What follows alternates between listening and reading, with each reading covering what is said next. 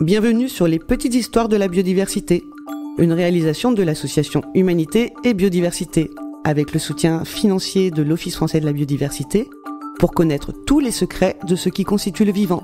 Bonne écoute!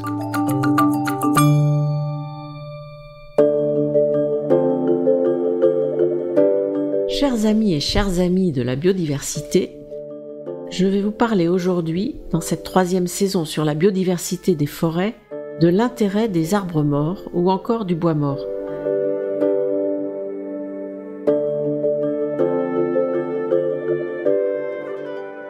Cela pourra peut-être vous étonner de parler de bois mort dans une saison consacrée à la vie des forêts. Pour vous, le bois mort est peut-être seulement une ressource à ramasser pour faire des feux de cheminée.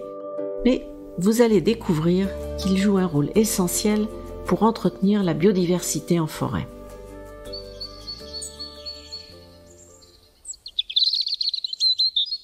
Pourquoi conserver les bois morts? Mais parce qu'ils sont vivants.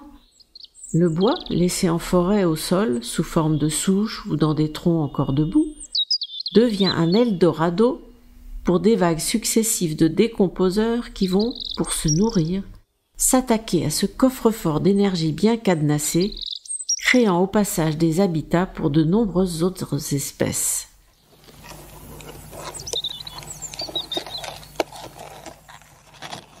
Dans une première phase, quand les troncs sont encore debout, ce sont souvent les insectes mangeurs de bois, ou xylophages, qui ouvrent le banquet par leurs galeries facilitant l'entrée des champignons. Ces derniers vont à leur tour forcer la serrure du coffre-fort avec la pince Monseigneur de leurs filaments pénétrants, dont les sécrétions vont casser les molécules du bois, la lignine et la cellulose, indigestes pour la plupart des espèces vivantes.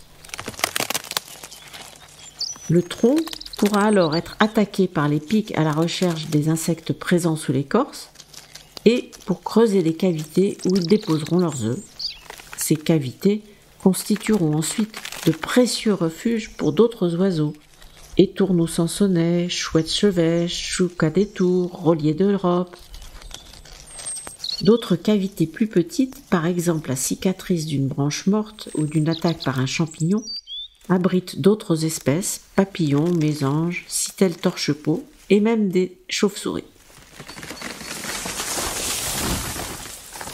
Une fois le tronc à terre, la décomposition s'accélère grâce aux champignons et aux bactéries. Et dès lors, c'est un scénario de western qui se met en place et le carbone stocké dans le bois dont il est un des constituants passe de mandibule en mandibule, de vers à scarabée, d'insecte à insectivore, jusqu'à ce qu'une partie soit relarguée dans l'air sous forme de dioxyde de carbone.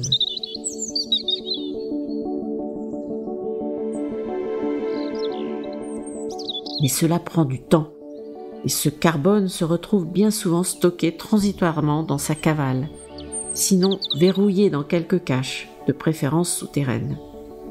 Le sol stocke ainsi la moitié du carbone stocké par les écosystèmes forestiers qui, rappelons-le, sont le 2e puits de carbone de la planète. Voilà pourquoi, au-delà de l'admiration pour tous ces transferts impliquant la biodiversité forestière, il est nécessaire de laisser sa part à la nature, son pourboire en quelque sorte, pour tous les services liés à ce fonctionnement et dont nous bénéficions, nous ou les générations à venir.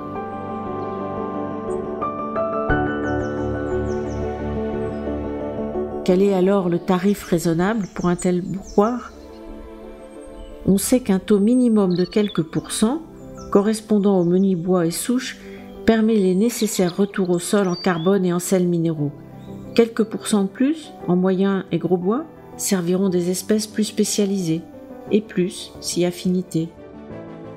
Pour le forestier, il suffit de laisser en forêt 20% de l'accroissement annuel des arbres, pas loin de ce qui se fait déjà en laissant les arbres ou les parties des arbres qui ne valent pas la peine d'être sortis au moment de la récolte.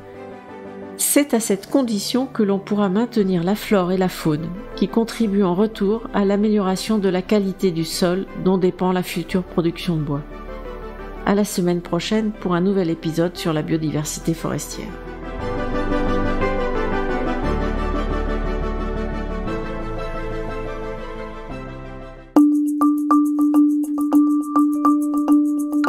Merci pour votre écoute et rendez-vous la semaine prochaine pour un nouvel épisode. Retrouvez les petites histoires de la biodiversité sur toutes les plateformes de podcast et rejoignez-nous sur les réseaux sociaux indiqués dans la description. Si vous avez aimé ce podcast, offrez-lui 5 étoiles sur votre plateforme d'écoute avec un commentaire.